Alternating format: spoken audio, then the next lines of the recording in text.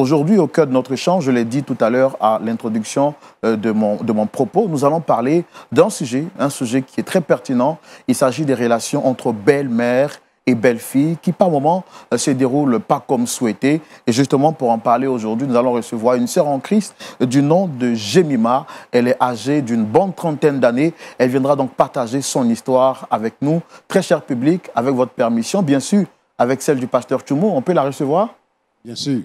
Je suis née dans une famille chrétienne, voilà, dans une famille chrétienne, donc j'ai gardé, en tout cas, ma virginité pour mon époux.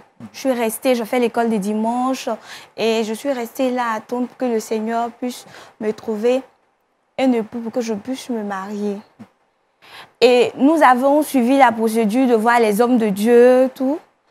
Mais comme nous sommes arrivés à l'étape de rencontrer la famille, nous sommes allés voir sa mère qui s'est tout de suite, en tout cas catégoriquement opposée à ce que nous soyons ensemble. Elle ne voulait pas nous voir ensemble. Elle s'est opposée au mariage. Par la grâce de Dieu, nous avons prié et nous nous sommes cachés pour faire le mariage à 4. Elle n'a pas apprécié du tout le fait qu'on ait pu faire le mariage à 4. Mais c'était déjà fait. Elle a dû accepter le mariage. Et on vivait heureux, on était épanouis dans le foyer, mon mari et moi. Jusqu'à ce que ma belle-mère décide de venir s'installer avec nous. Parce qu'elle disait que je mettais du temps à donner un petit-fils ou une petite fille à son fils. Donc elle-même, elle allait venir s'installer dans le foyer pour pouvoir accélérer le processus. Donc c'est comme ça qu'elle est venue s'installer. Elle est venue s'installer chez nous. Quand elle est arrivée, elle a commencé à me faire vivre la misère, la souffrance. Je me rappelle que j'avais organisé l'anniversaire de mon époux. J'avais acheté des gâteaux et j'avais fait son plat préféré.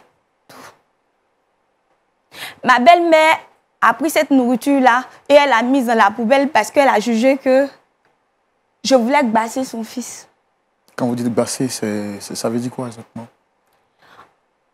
Faire des médicaments pour que le monsieur puisse m'aimer et ne pas l'aimer elle. L'envoûter en fait. Voilà, l'envoûter en fait. À chaque fois que je fais quelque chose, tout ce que je fais, elle trouve que c'est mal fait. Même la cuisine, elle me reproche, par exemple, que je fais mal la cuisine. Je ne suis pas une bonne femme de foyer pour son fils, etc.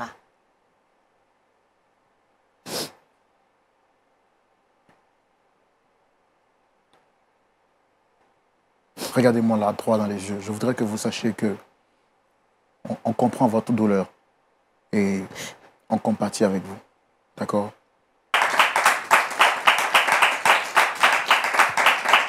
Ah, voilà, installez-vous. C'est quoi ton problème? C'est quoi ton problème? Je veux juste sauver mon foyer. Mais c'est pas de cette manière-là que tu vas sauver ton foyer? En venant exposer ma mère ici?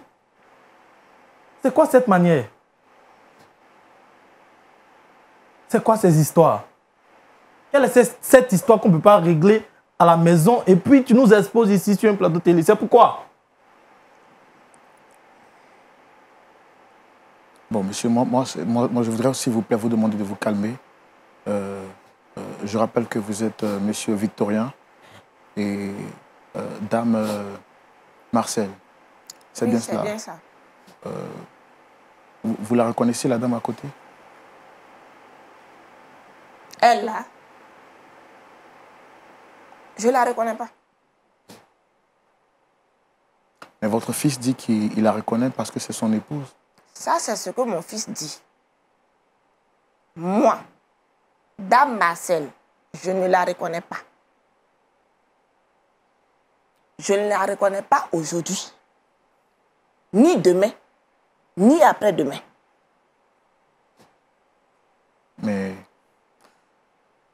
je vois qu'ils portent tous les deux des alliances, ce qui signifie que de son mari. En fait, elle a demandé à vous voir pour vraiment vous demander pardon parce qu'elle souhaite avoir une solution à un problème. Elle dit qu'il y a le torchon qui brûle entre vous et elle voudrait vraiment aujourd'hui, par le canal de cette émission, vous demander pardon. Elle, en tant que votre belle-fille, elle voudrait vraiment vous demander pardon. Bon, vous dites que vous ne la reconnaissez pas. Est-ce qu'il y a un problème? Est-ce qu'il y a un problème entre vous? Monsieur, vous savez, quand on parle aux enfants, et puis les enfants n'ont pas envie d'écouter, c'est ce genre de situation qui arrive. Quand j'ai dit à mon fils, dès le premier jour, qu'il est venu me la présenter, cette femme-là, je ne l'aime pas.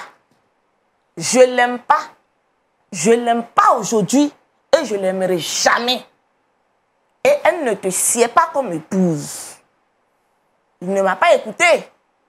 Il allait jusqu'à faire un mariage à 4 sans que moi, sa mère, qui suis son unique parent sur cette terre, ne soit invitée.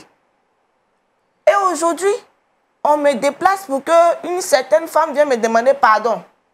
Qu'est-ce que je lui ai fait pour qu'elle me demande pardon? Monsieur, oui. Qu'est-ce que je lui ai fait? Pourquoi elle vient me demander pardon? Est-ce que c'est forcé d'aimer quelqu'un? Je dis que je ne l'aime pas aujourd'hui, je ne l'aime pas demain et je ne l'aimerai jamais. Mais maman, pourquoi tu ne m'aimes pas? Quand je te regarde là, tu me rappelles une douleur enfouie dans mon âme. Attendez, madame. Quand vous dites qu'elle vous rappelle une douleur enfouie dans votre âme, il s'agit de quoi exactement? Est-ce que vous avez déjà eu contact avec elle dans le passé? Je ne l'ai jamais vue. Mais elle me rappelle une terrible douleur. Monsieur, lorsque mon fils est venu me la présenter et qu'elle m'a dit qu'elle venait d'une région, chose que mon fils ne savait pas, mais le père de mon enfant vient de la même région qu'elle. Ce dernier m'a fait tellement souffrir. Il m'a fait tellement souffrir. Je n'ai jamais oublié tout ce qu'il m'a fait. Et en l'envoyant, ça m'a rappelé toutes ces souffrances enfouies dans mon âme. Et aujourd'hui, on veut que je l'aime. Je ne peux pas l'aimer. Moi, je veux dire ici que la petite là, ce n'est pas de sa faute. Ce qui est arrivé dans le passé là, ce n'est pas de sa faute. Ton fils a eu tellement peur de toi qu'il a été obligé d'aller se marier en cachette. Il ne s'est même pas marié à la mairie. Donc, tu dois comprendre que ton fils, il t'aime, il te considère. Mais tu dois aussi accepter que ton fils soit heureux. C'est-à-dire que ton fils a des désirs qui ne sont pas tes désirs.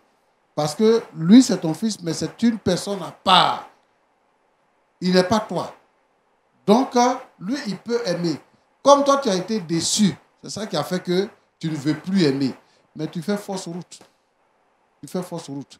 Moi, ce que je veux, c'est que, parce que tu es une sœur en Christ, tu dois comprendre que ton fils a des désirs, il a des besoins, et que même s'il dépend de toi, il a besoin d'être épanoui. Si tu aimes ton fils réellement, il faut aimer ce qu'il aime.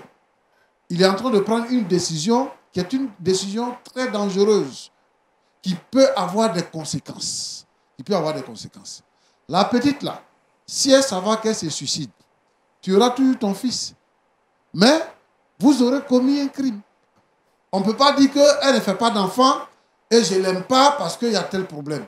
Moi, en tant que pasteur, je parle à ma chrétienne. Je te demande de changer de mentalité actuellement. Nous, on t'a appelé pour te demander pardon. Mais pour te dire également que quand on est chrétien, il y a certaines choses qu'on laisse.